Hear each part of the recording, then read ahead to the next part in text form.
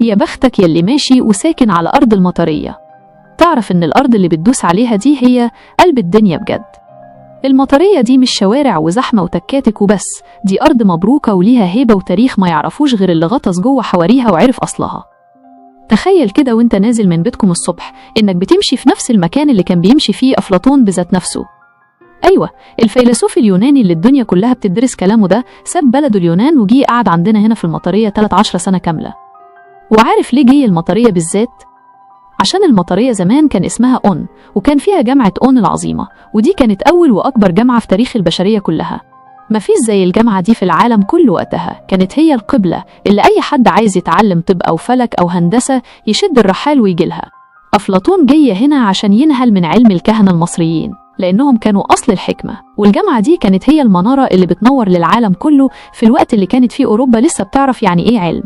يعني إحنا في المطرية اللي علمنا الفلاسفة إزاي يفكروا، وإحنا اللي وضعنا أساس العلوم اللي العالم عايش عليها دلوقتي.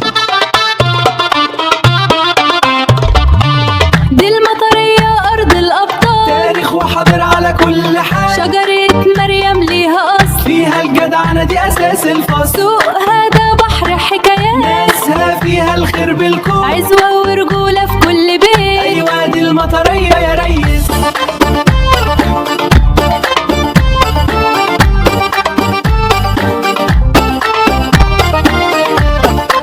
والبركة مش بس في العلم، دي في الحنية كمان.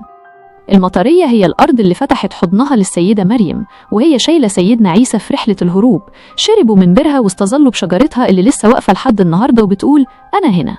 وعشان كده تلاقي أهل المطرية فيهم طبع خاص، كرم وجدعنة مش موجودة في أي حتة تانية. رمضان كريم في المطرية جمعنا، كل سنة بخير دي عادتنا السمعانة، أفكار شبابنا دايما قوية، نعمل ترندات بقلب المطرية، عزومة المراكبية دي حكاية، المطرية رجولة للنهاية. واللمة في رمضان والوقفة مع الجار في الشدة دي جينات متوارثة من آلاف السنين، من أيام ما كانت المطرية هي عين شمس اللي ما بتغيبش عن الدنيا. المطرية دي مش مجرد منطقة في القاهرة، دي دولة جوه الدولة، وراها حكايات لو اتحكت في سنين ما تخلصش، وكل ركن فيها شاهد على عظمة بلدنا.